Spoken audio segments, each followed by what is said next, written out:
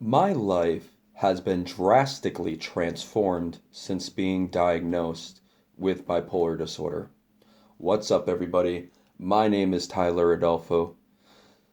In today's video, I am going to discuss my life since being diagnosed with bipolar disorder. Today is 11/24 or November 24th, and it was exactly 11/24 or 1124 days ago that I was diagnosed with bipolar. At that moment, I was in the hospital for severe mania. I was in the midst of a powerful manic episode full of delusions and hallucinations. I was hospitalized for it for 5 days, and during that hospitalization, my mania intensified and got much worse. Ultimately, they did release me, but they did so without putting me on any medication or any follow up plans for treatment. As a result, my manic episode further intensified and the consequences were very severe. Towards the end of my manic episode, I got into a fight, and as a result of that fight, I got arrested, and the police report was sent over to my university, and so I also got expelled. Because of symptoms I had during mania, I also lost my job working as a marketing intern for the Chamber of Commerce in my college community. So I lost my education, I temporarily lost my freedom, and I lost a good paying job. The first and only good paying job that I've had in my life thus far. But since even then, a lot has changed. After my manic episode, I would then enter a multi year depressive episode. And during this episode, I hit absolute rock bottom. There were periods of time where I wanted to die. I didn't want to be alive. That's how great the despair was. That's how diminished my self esteem was. It's just I was suffering so much, and in my mind, I perceived that the only way to cease the suffering was to cease to exist. Thankfully, I never acted on any of the suicidal thoughts that I possessed during that time period. And as a result, I am here today. And I'm going to talk about a few things about my present life now, just to show you how things have shifted.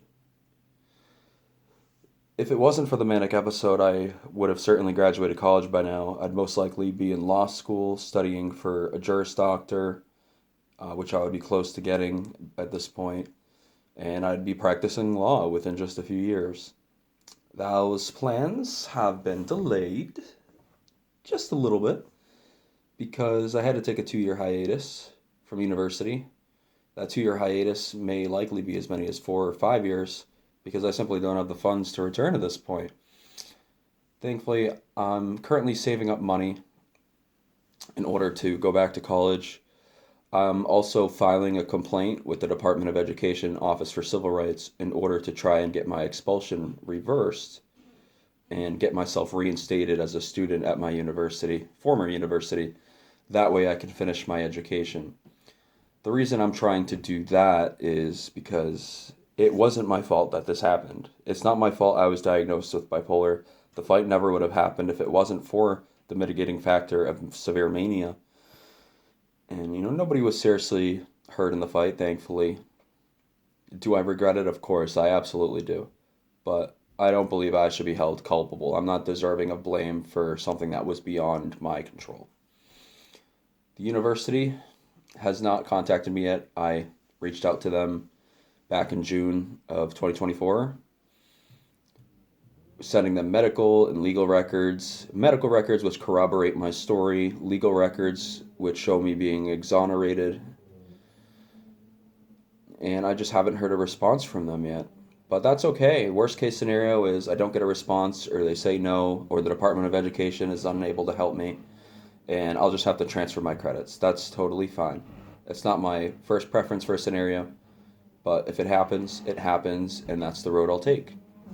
Work wise, I went from working that job as a marketing intern to now working in the retail world. I won't say exactly what retail store I work at, but I actually recently got promoted to a shift management position. So, I'm responsible for delegating tasks to other coworkers throughout this shift, as well as having my own daily tasks to complete. And this Black Friday, I will actually be closing the store for the very first time on my own. I'll be the only manager there, and there's a lot of tasks that I'll have to get done. Some of which I could assign to my cashier schedule for that day, but the rest I'll have to complete and deliver a satisfactory performance. And, I'm excited and nervous at the same time. I'm excited because it's a higher paying opportunity, and I think it will be a humbling experience to be in a leadership position.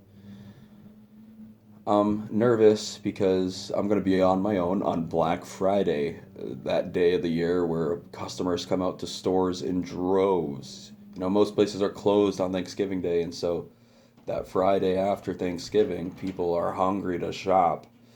And so my perspective on this has been, if I can be successful on Black Friday as the only manager, then there's no problems I'll have as a manager going forward that I can't resolve. If I could handle this, I could handle anything. Now, we'll ultimately find out. But as I said, it is what it is. I agreed to the position, and so this is where I'm at. My living situation is another big change that has happened in my life. I went from living in a college fraternity house, or frat house, whatever you'd like to call it, party house. I was living in a frat house with 23 other guys, and now I'm living in a low-income apartment complex with my mom. So, do I see myself as a failure because of that reason? Well, sometimes I do get into a train of negative self-talk, and I feel like I'm too hard on myself at times. Uh, Lots of people move back in with their parents, and I don't want to denigrate myself or, take away from how strong of a person I truly am simply because I moved back in with my mom. And in the end, I'm kind of grateful that I moved back in with my mom because she's very sick, and it's important to me to be able to spend as much time with her as I possibly can. And while we're on the topic of health, let's transition into the changes I've experienced physically and mentally. Physically, I went from being 180 pounds at the time period I was diagnosed with bipolar disorder to weighing 354 pounds at my peak in December of 2023.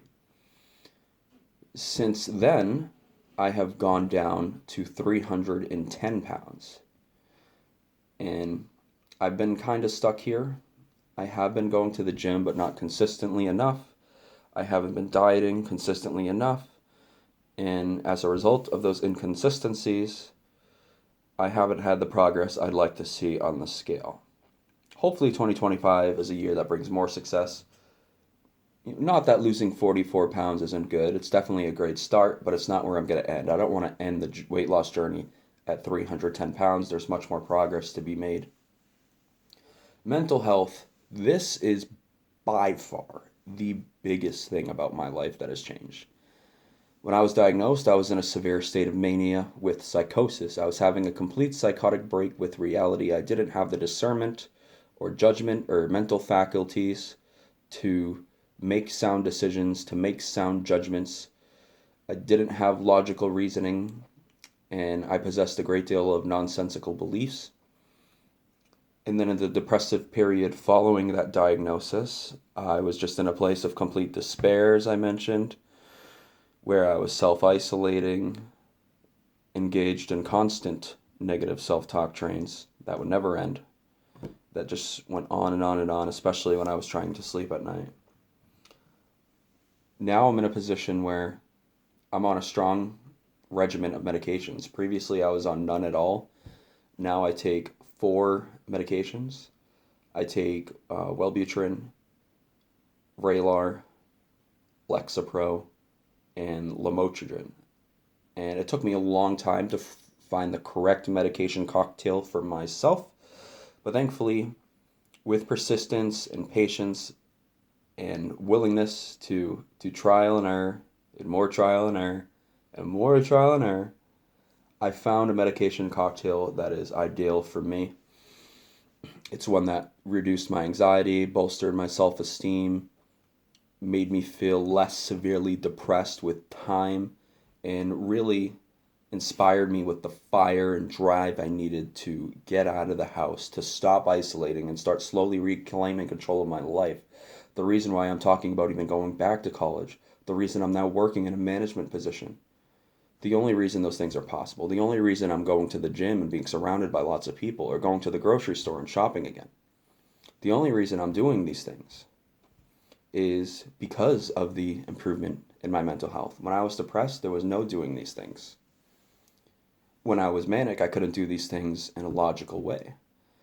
Now, there have been some cons to the medications I've been on for sure. There have been side effects, and I've talked about them in past videos. The biggest side effect, of course, is listed as slight to moderate weight gain. I went from 180 to 354. I would say that's a lot more than slight to moderate. But I digress. My mental health has improved. So those are the major changes that have taken place in my life. I've learned a lot since being diagnosed with bipolar disorder. I've learned about the importance of resilience. I've learned that life can change on a moment's notice. It can change rapidly. It could change truly overnight for the worse. And in order to get back on a positive trajectory after going through a bipolar manic episode, it requires a great deal of willpower and willingness to learn. I'm terrified of the prospect of having another manic episode because it would potentially erase all the progress that I've made up until this point. And I don't want to lose the progress I made. I want to keep building on the progress I made. And the only way that I'm going to do that is if I stay on my medications, if I keep making healthy decisions consistently, and if I stick to my routines and devise a way to not be too hard on myself, then I have no question that I'm going to capitalize on this present moment and build myself a successful future that I can be truly proud of. I'm not going to give up. I follow that Calvin Coolidge quote, "Nothing in this world can take the place of persistence. Persistence and determination alone are omnipotent." Thank you all for watching. Like, comment, subscribe.